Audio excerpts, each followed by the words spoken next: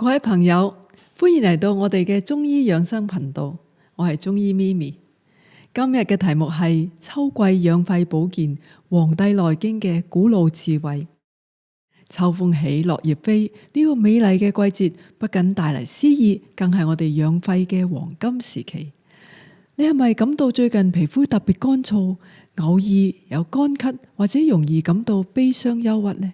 呢啲都係秋天常見嘅症狀，中醫為肺與秋氣相通應。喺中醫理論中，秋季屬金，對應我哋嘅肺臟。《黃帝內經》講：秋3月，此為容平，天氣已急，地氣已明。呢個季節，天地之氣開始收斂，我哋嘅身體亦都需要相應嘅調養。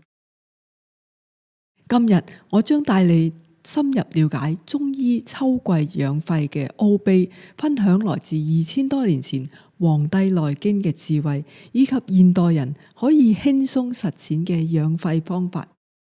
讓我哋一齊守護呢個嬌臟，為即將到臨嘅冬天做好準備。首先，讓我哋了解點解秋天特別需要養肺。喺中醫五行理論中，秋季屬金，金對應我哋嘅肺臟同埋大腸。肺為華蓋，位於五臟最高處，就好似一把遮，保護住我哋嘅臟腑。同時，肺又係嬌臟，最容易受外邪侵犯。《黃帝內經》記載，肺為嬌臟，喜潤護燥。秋天氣候乾燥，正係肺臟最唔中意嘅環境。如果唔及時調養，就容易會出現皮膚乾燥甩皮、喉嚨咽乾、咳嗽、鼻腔乾燥流血、便秘等腸道問題、憂鬱悲傷嘅情緒。素問四季調神大論為我哋指出秋季養生嘅要領：早臥早起，與雞俱興，使志安寧，以緩秋營；收斂神志，使秋氣平；無礙其志，使肺氣清。呢段經典話俾我哋聽呢，要早睡早起，保持心境平和，收斂精神，讓肺氣保持清肅。讓我同你講一個宋代名醫嘅故事。宋代有一位著名嘅醫生叫做錢乙，佢曾經治療一位年輕嘅書生。呢位書生每到秋天就咳嗽唔停，睇咗好多醫生都冇效果。錢乙仔細觀察發現呢位書生唔單止有咳，仲有皮膚乾燥、情緒低落嘅症狀。錢乙診斷係典型嘅秋燥傷肺，佢冇急住開藥，而係先讓書生調整作息，日出而起，日落而息。其次調整飲食，多食白色嘅食物，比如雪梨、蓮藕、銀耳。最後佢教佢一套簡單嘅呼吸方法。3個月後，書生不僅咳嗽消失，整個人嘅精神狀態都煥然一新。呢個案例完美咁樣解釋咗中醫整體觀念，視人為有機嘅整體，不僅治療症狀，更調整整體嘅狀態。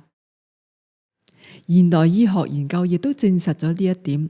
喺2022年嘅一項研究顯示呢，傳統中醫方法結合現代治療，對慢性阻塞性肺病嘅療效比單純西醫治療提高30% 以上。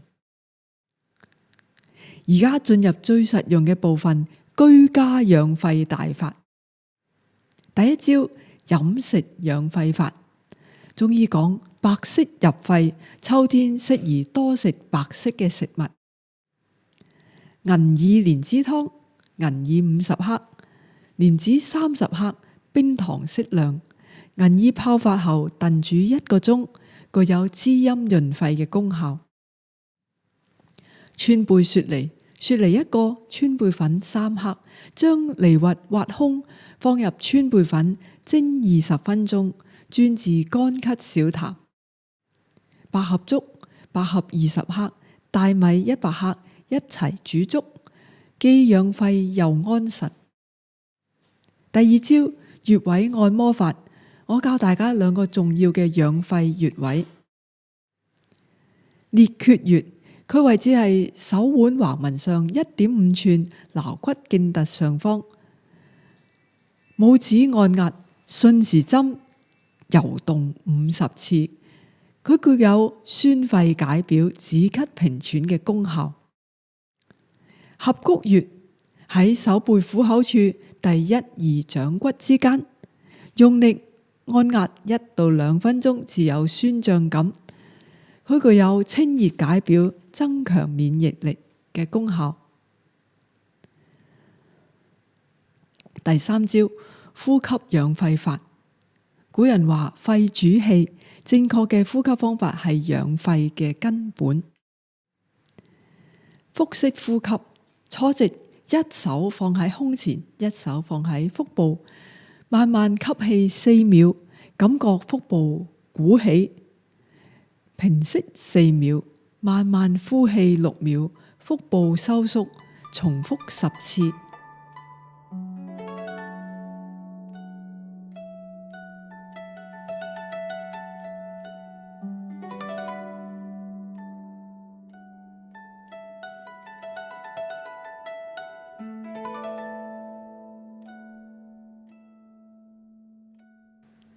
6字訣呼吸法，發絲音呼氣，專門養肺。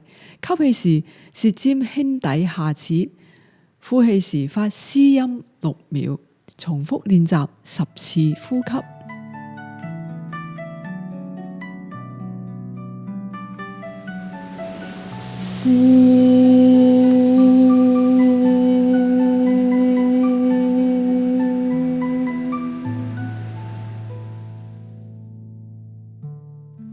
喺呢度特別提醒大家，今日分享嘅都係傳統中醫養生嘅智慧，主要用於日常保健。如果你有呼吸道嘅疾患呢，請務必求醫，喺專業嘅醫師指導下進行治療。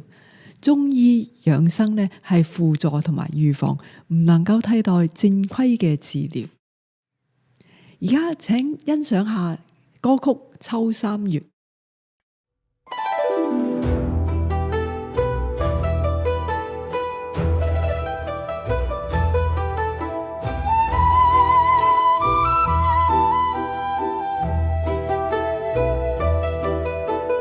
好风起，细路发青，天地所诺其间美。早我早夕催鸡鸣，顺应时令之安宁。天心今夕远在远，呼吸三生命蔓延。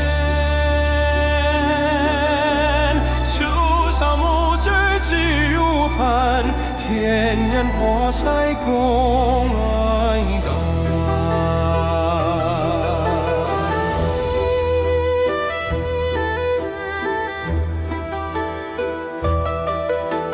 劲风徐来送清凉，内观自谁莫改样。逐鹿神光远飞禽，胸怀神车那朝阳。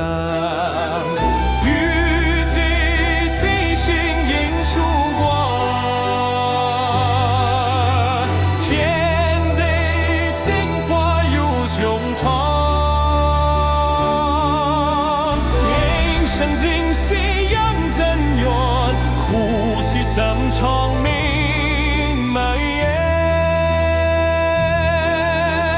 无随真意又流传，秋月清风。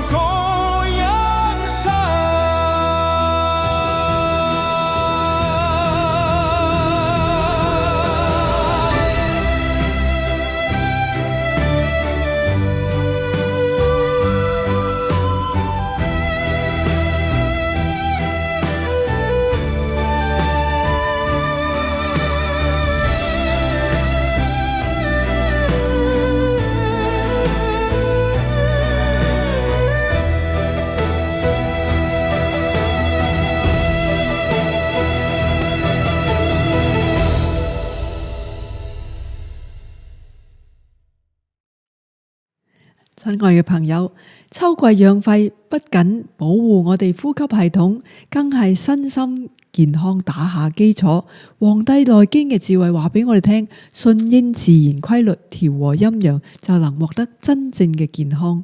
如果今日嘅內容對你有幫助，請記得點讚，分享俾更加多有需要嘅朋友。下期我哋將繼續探討冬季養腎嘅話題。祝大家秋安肺健，身體康泰。我哋下次見。